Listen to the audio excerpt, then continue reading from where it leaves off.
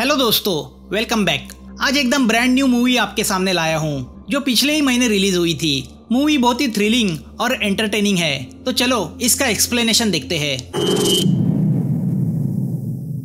Andy नाम का वो आदमी अपनी वाइफ के साथ सोशल वेलफेयर डिपार्टमेंट में घुस आता है।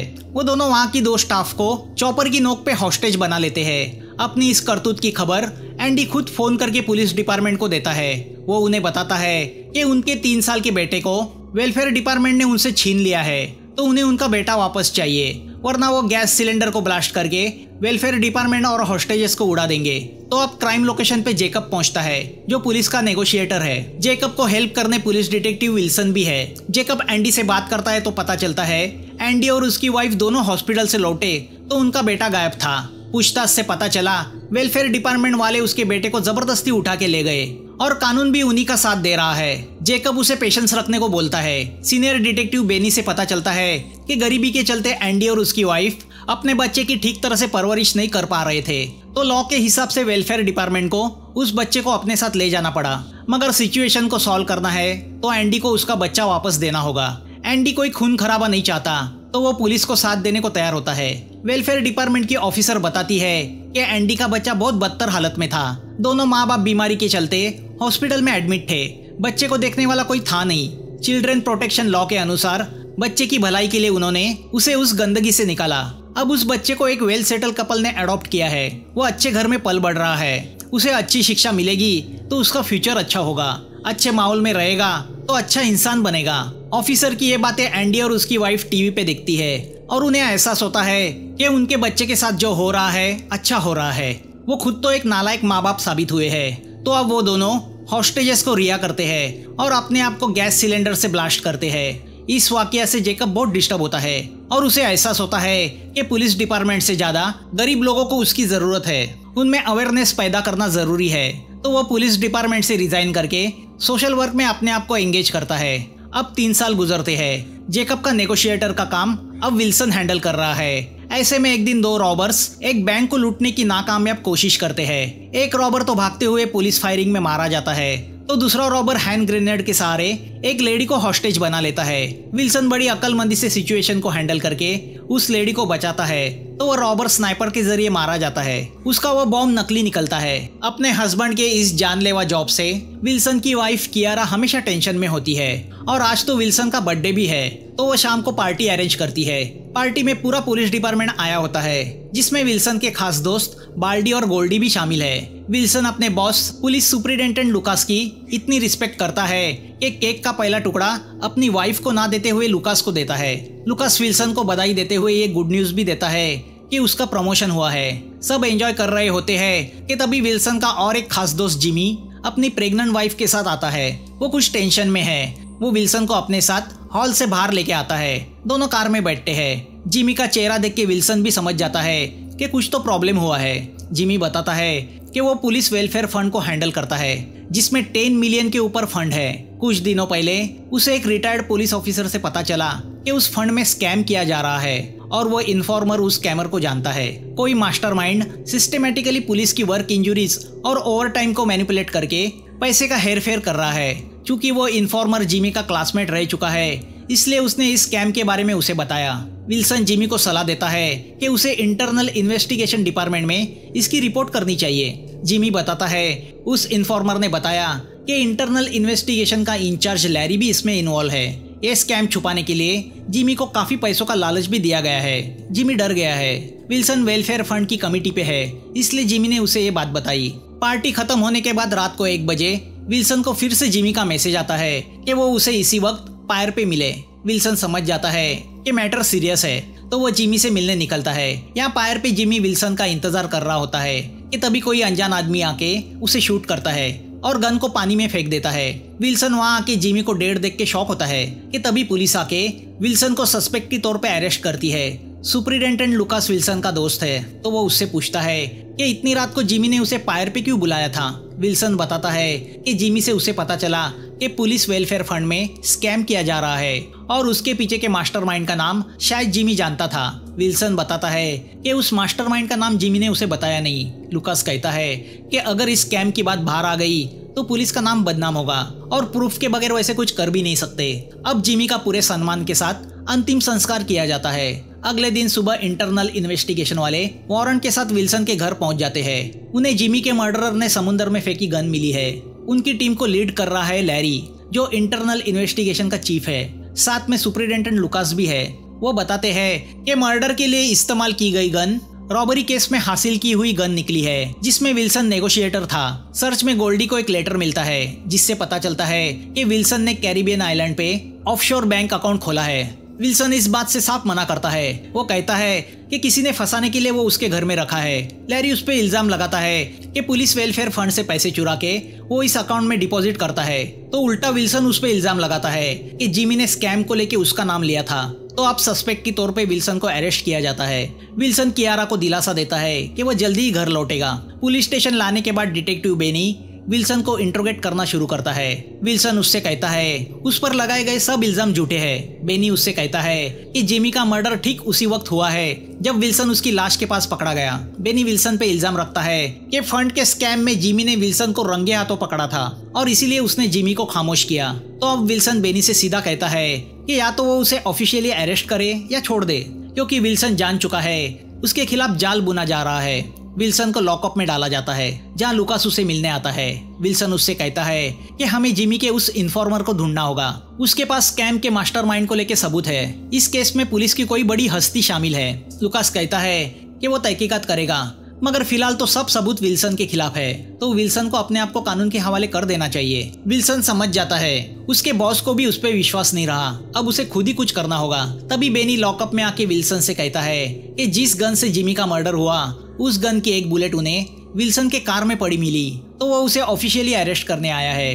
तो अब जैसे ही पुलिस विल्सन को हथकड़ी डालने मुड़ता है, विल्सन उसकी गन निकाल के बेनी पे तानता है और दोनों को लॉकअप में बंद करके वहां से भागता है। मगर वॉकी टॉकी से सारी पुलिस को इत्तला किया जाता है कि विल्सन लॉकअप से फरार हुआ है। विल्सन पुलिस की वैन लेके वहां से भागता है। पुलिस की कई कार्स उसके वैन का पीछा करने लगती है। लंबा चेस शुरू होता है। विल्सन उन्हें झांसा देके इंटरनल इन्वेस्टिगेशन के ऑफिस पहुंचता है और सीधा लैरी के केबिन में घुस जाता है। वो लैरी से कहता है कि स्कैम को लेके जिमी ने तुम्हारा नाम लिया था, तो मुझे सच्चाई बताओ। लैरी उसका एक नहीं सुनता, तो अब विल्सन उस पे गन तान देता है। वो लैरी से कहता है कि आज या तो मैं सच जान के रहूंगा या खुद का बलिदान दूंगा। वो लैरी को हॉस्टेज बनाता है। आसपास की सब पुलिस विल्सन पे गन तान देती है, तो वो उन्हें धमकी देता है कि वो अपनी गन और हथकड़ियां छोड़ के वहां से चले जाए। लैरी के कहने पे सब वैसा करते हैं कि तभी वहां पे लुकास पहुंचता है। वो विल्सन को गन नीचे रखने बोलता है, तो विल्सन उससे कहता है अच्छा हुआ तुम आ गए, तुम्हें मैं हॉस्टेज रखूंगा तो मेरी धमकी में वजन आ जाएगा।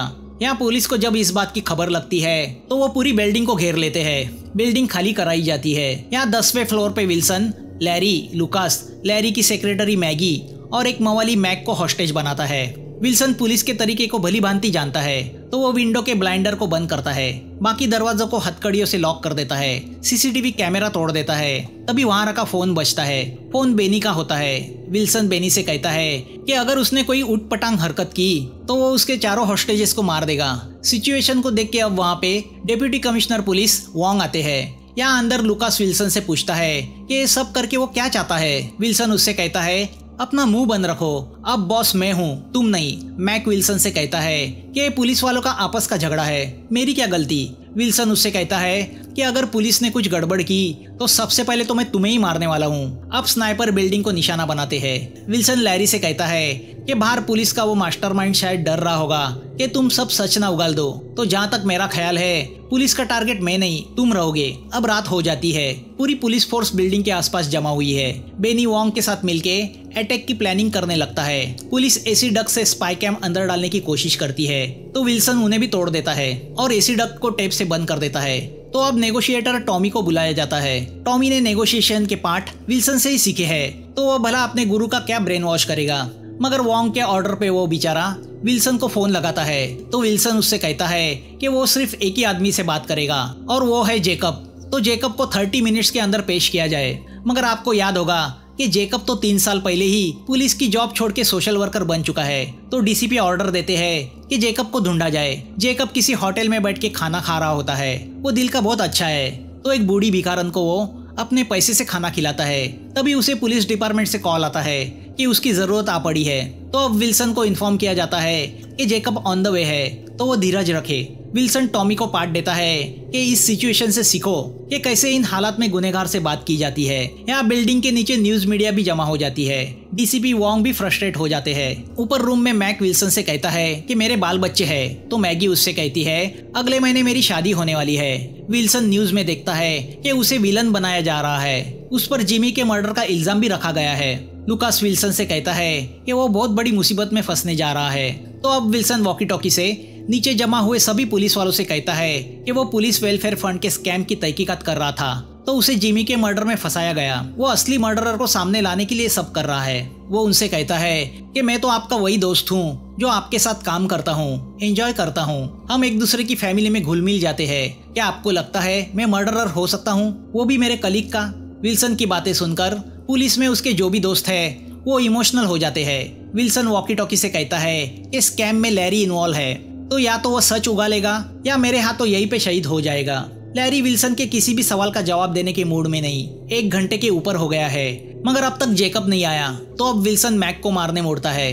तभी फोन बजता है। फोन जेकब का होता है। जेकब उससे कहता है कि वो थोड़ी देर में वहाँ पहुँच रहा है। जेकब खुद सरप्राइज है कि विल्सन ने उसकी मांग क्यों की है। वो तो अब पुलिस फोर्स में भी नहीं। विल्सन उससे कहता है कि वो बेस्ट नेगोशिएटर है। अब जेकब लोकेशन पे पहुंचता है। विल्सन उससे कहता है कि वो उससे फेस टू फेस मिलना चाहता है। जेकब को आइडिया नहीं कि ये सब क्या चक्कर है, मगर वो पुलिस को इस इरादे से मदद करने को तैयार होता है कि चलो उसकी वजह से किसी की जान तो बचेगी। तभी वहाँ पे विल्सन की वाइफ कियारा भी पहुंच जाती है। वो जेकब से कहती है कि उसे विल्सन को बचाना होगा।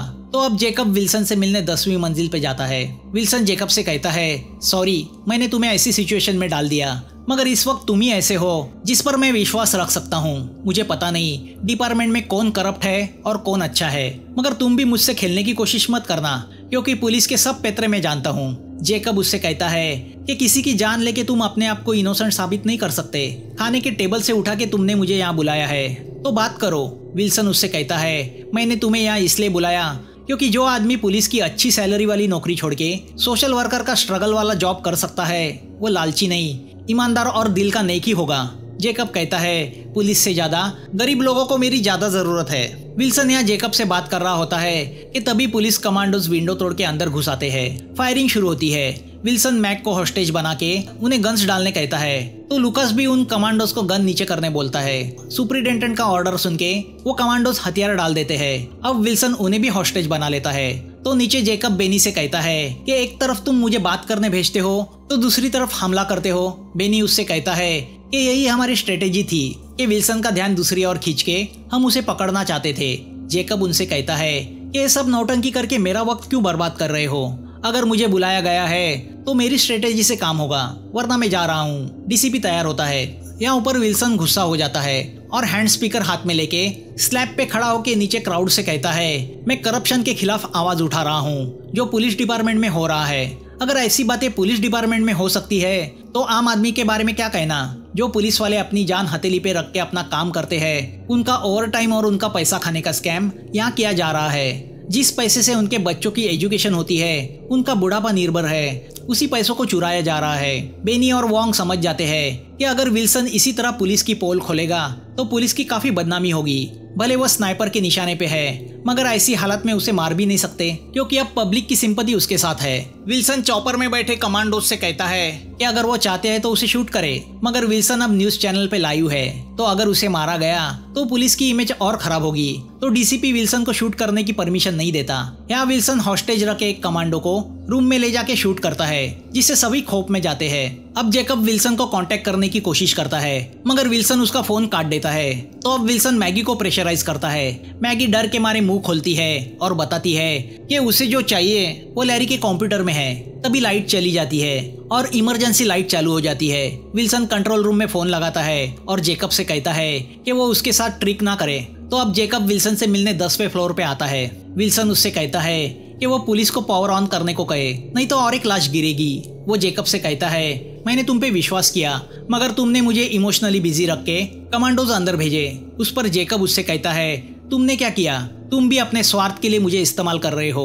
विल्सन उससे कहता है कि उसे लैरी का कंप्यूटर चेक करना है और उसे सभी के लिए खाना भी चाहिए। जेकब उसके बदले एक हॉस्टेजेस को रिहा करने बोलता है। फिर जेकब कंट्रोल रूम को फोन करके पावर ऑन करने बोलता है। सुपरिटेंडेंट लुकास को छोड़ा जाता है।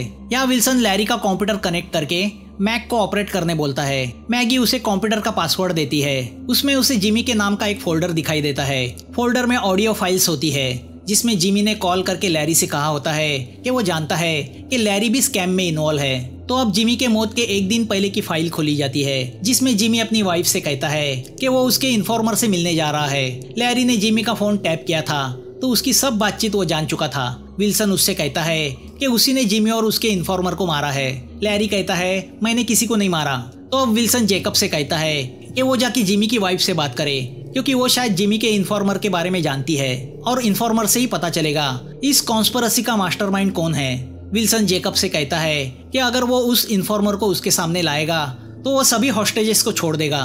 तो यहाँ बेनी एयर डक्ट से हमले की तैयारी शुरू करता है। जेकब उन्हें रिक्वेस्ट करता है कि वो सिर्फ 10 मिनट रुके। कमांडोज 11 फ्लोर से एयर डक्ट में जाने की तैयारी शुरू करते हैं। लैरी के कंप्यूटर में पड़ी कुछ फाइल से विल्सन को पता चलता है कि लैरी स्कैम को लेके किसी 4 ऑफिसर्स को ब्लैकमेल कर रहा था। मतलब चोरों को सजा देने के बदले वो उनसे चुप रहने के पैसे वसूल रहा था। मैक विल्सन से कहता है कि लैरी के बैंक अकाउंट से पता चलता है कि वो उन्हें ब्लैकमेल नहीं कर रहा था बल्कि उनसे हर महीने अपना कमीशन वसूल रहा था। या कंट्रोल रूम में जेकब एक आदमी को लेके आता है और विल्सन को कॉल करके बताता है कि वो उस इन्फॉर्मर को लाया है। वो रिटायर्ड पुलिस ऑफिसर मिंग है जो स्कैम के बारे में सब जानता है। तो अब विल्सन इन्फॉर्मर से खुद बात करना चाहता है।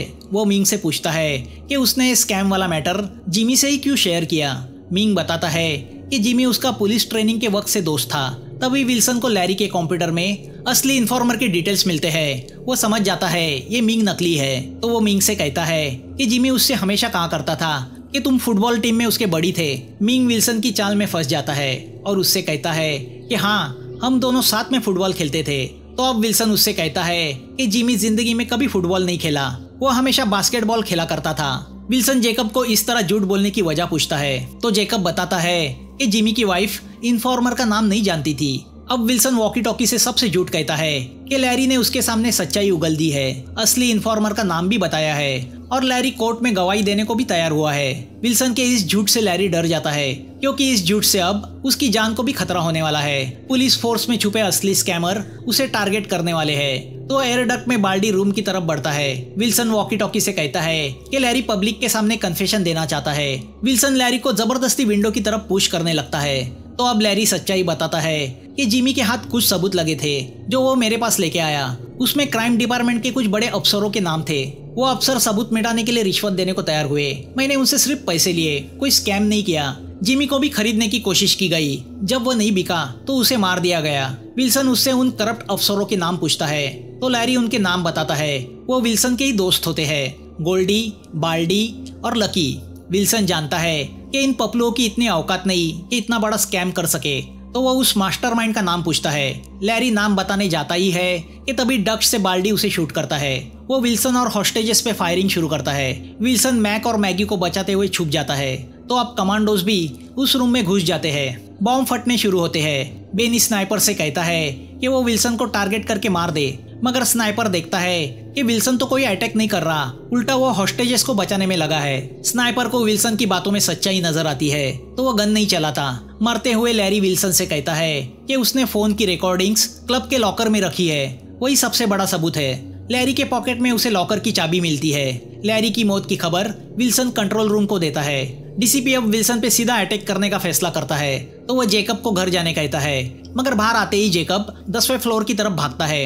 यहाँ विल्सन मैक और मैगी को रिहा करता है। तभी जेकब ऊपर पहुंचता है तो पता चलता है विल्सन ने उस कमांडो को नहीं मारा था। अब जेकब विल्सन को साथ देने का फैसला करता है। कमांडोज अब रूम पे हमला बोल देते हैं, मगर उन्हें अंदर विल्सन नहीं मिलता।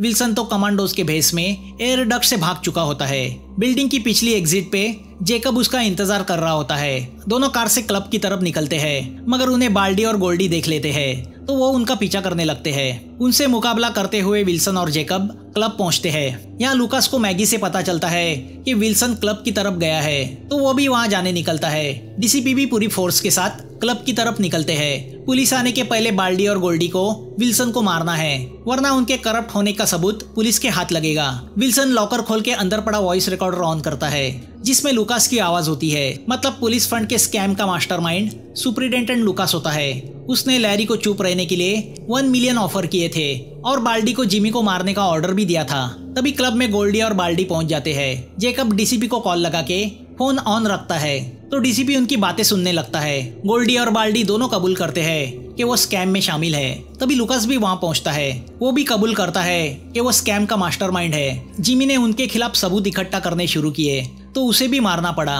लुकास विल्सन को लालच देता है कि वो जिमी का मर्डर बाल्डी के सर पे डाल के उसे जिमी के मर्डर से बचा सकता है। लुकास की बातें सुनकर इसके पहले के बाल्डी कुछ रिएक्ट करे, लुकास उसे शूट कर देता है।